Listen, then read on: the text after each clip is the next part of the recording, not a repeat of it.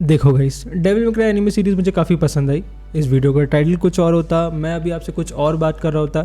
ये एक्चुअली मेरी one of the best anime series भी होती अगर बस ये डांटे को इतना वीक नहीं बताते तो। मैं समझता हूँ इसमें से काफ़ी सारे लोग मुझसे आर्ग्यू करेंगे कि भाई ये डांटे के अर्ली डेज़ हैं, उसको अपनी पावर्स के बारे में ज़्यादा पता नहीं है, सीरीज़ के क्रिएटर का एनिमे एडेप्टेशन के हिसाब से काफ़ी सही डिसीजन था, ब्ला ब्ला ब्ला ब्ला ब्ला।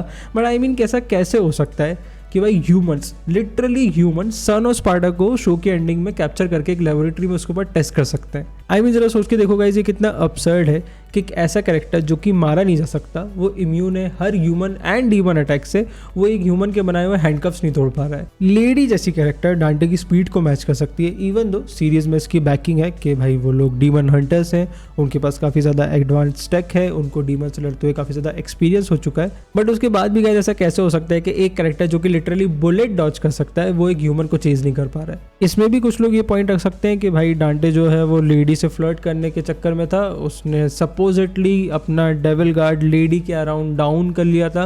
But guys it just bullshit, nothing else. देखो गाइस, बहुत मानना मैं शो की काफ़ी ज़्यादा बुराई कर रहा हूँ, but actually Devil May Cry series मेरी काफ़ी फेवरेट है एंड उससे भी ज़्यादा डांटे एज अ सोलो कैरेक्टर मुझे उसकी सीरीज़ से भी ज़्यादा पसंद है। डेविल मे क्राई गेम खेलने के बाद ही मुझे ये गेमिंग वर्ल्ड कितना स्पेशल है ये समझ में आया। मतलब कैरेक्टर्स, उनके स्टोरी लाइन्स, उनके आर्क्स कितने होलसम, इमोशनल एंड सेटिस्फाइंग होते हैं, मतलब ये सब मैं चीज़ें समझा। तो आई थिंक इसलिए मुझे काफ़ी ज़्यादा दिक्कत हो रही है कि ह्यूमंस जो है वो शो के एंडिंग में डांटे को लिटरली कैप्चर कर लेते हैं।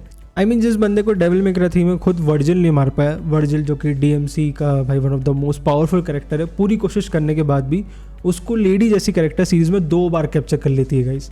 एंड आगे कुछ भी बोलने से पहले गाइस मैं क्लियर कर दूं, very important, I am not a misogynist, I truly support women's, actually I am a hardcore feminist.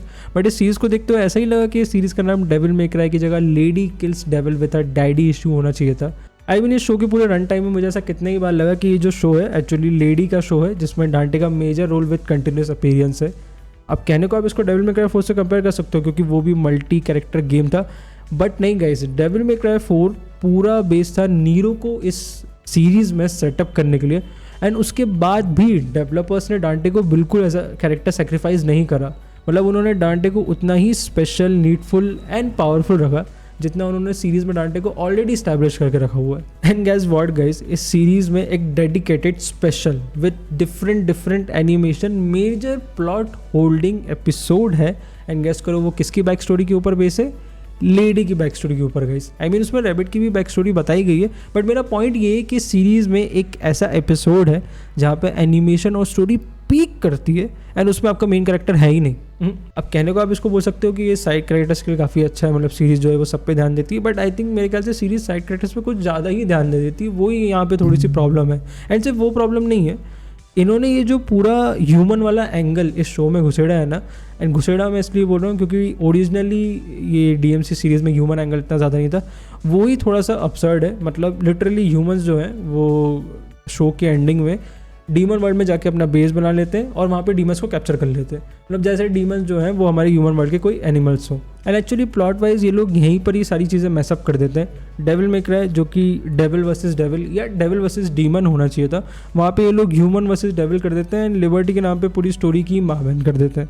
Okay guys, I think इतना काफ़ी था। जैसा मैंने वीडियो की स्टार्टिंग में बोला, मुझे ये शो पसंद आया एंड मैं ये काफ़ी लोगों को रिकमेंड भी करता हूँ। जस्ट ये कि अगर आप लोग को डेविल मे क्राई सीरीज़ का पूरा एक्सपीरियंस लेना है तो आपको इस शो से इस सीरीज़ को जज नहीं करना चाहिए। मैं आप सबको रिकमेंड करूँगा इस सीरीज़ की वीडियो गेम्स खेलने की। एंड बेसिकली 5 पार्ट हैं इस गेम के, एक डीएमसी डेविल मे क्राई करके ही है, बट आप उसको इग्नोर करो। एंड इवन वो जो 1 2 3 4 5 वाले पार्ट्स हैं उसमें आप 1 और 2 पार्ट को भी इग्नोर कर सकते हो, डायरेक्ट 3rd पार्ट से खेलना स्टार्ट करो, 3 4 5 खेलो। एंड उसकी स्टोरी अगर आपको एक बार में समझ में आ जाती तो कोई बात नहीं, बढ़िया है। नहीं आती तो यूट्यूब्स में जाके उसके ब्रेकडाउन देखो, आप लोग को काफ़ी मज़ा आएगा and you guys will gonna love it for sure.